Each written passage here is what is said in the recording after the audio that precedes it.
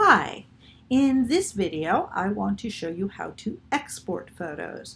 This is a really important strategy that you're going to be using for every assignment, and we'll get a little bit more sophisticated as we do it. In this video I'm going to show you how to select your 3 photos that you would submit for your final for this assignment and how to export them. Now the reason that we export is that Lightroom does not actually make permanent changes to our original file. So if you're going to do some development, and I want the development to be very minimal for this first assignment, but if you're going to do any development, if you were to simply give me the original files, it's not going to show up. So in order to create a file that has those changes in it, we have to export.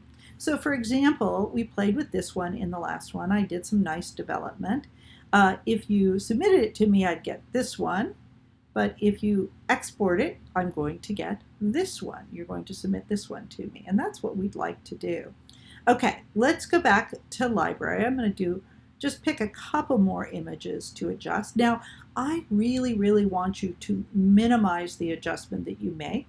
So I don't want you to pick files that have to have a lot of fixing at this point. But we could, for instance, do just small amounts of cropping or exposure. You can play with anything in this area, but don't get all crazy, black and white. Really minimize your development at this point. We will definitely get into some deeper development later, but for now, it's still really, I want to see what you're doing with your camera. But I'm going to do just a tiny bit of cropping. And let's see, I also like this one. Now I'm picking 3 that are very different from each other.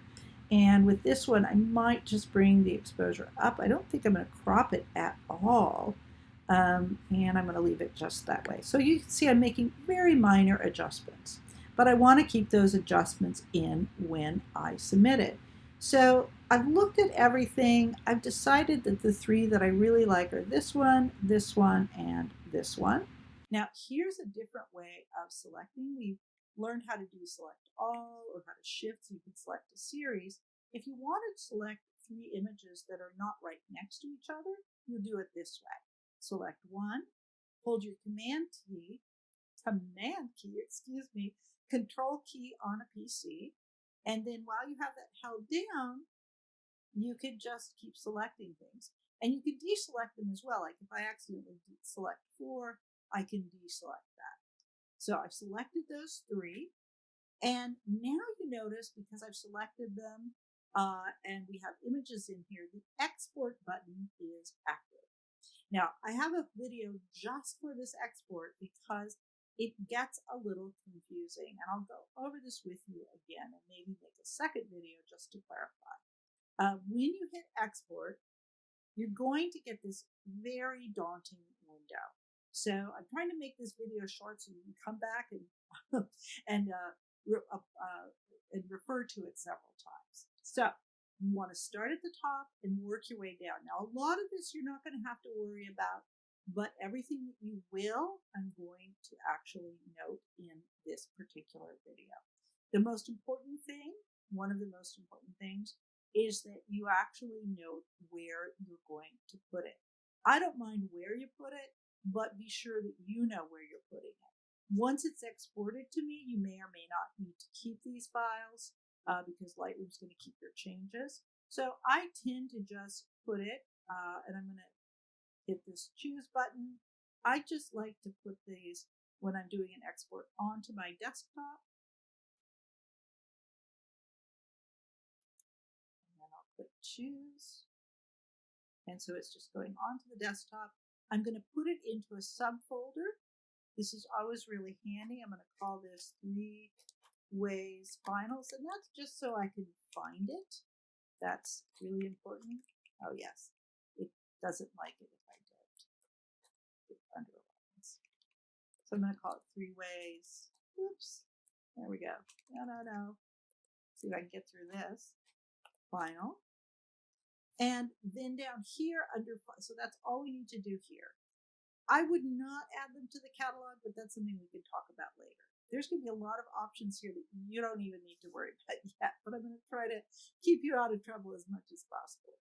We do want to rename them. This is really helpful. Now, there's lots of options here too. You want to pick something that gives you the custom name because that actually gives you the option to give it your own name down here. So for this one, I'm just going to do a custom name. You can do it with a sequence that just adds a number, but I'm just going to call this 3 Ways, and I'll put my name on it. I'll put, actually, the best way to do it is S. Parsons. And this is something kind of important as you get into submitting photos. You always want to put your name on your photo files. Okay, skip over video because these are not videos. Yay! The image format here is JPEG, and we're going to go ahead and leave it on JPEG. One of the things that you can do here is resize it. We're not going to do that. Later on, I'm going to show you how to change this file size. We're not going to limit the file size. You can go ahead and give me all of it. The color space can stay the same.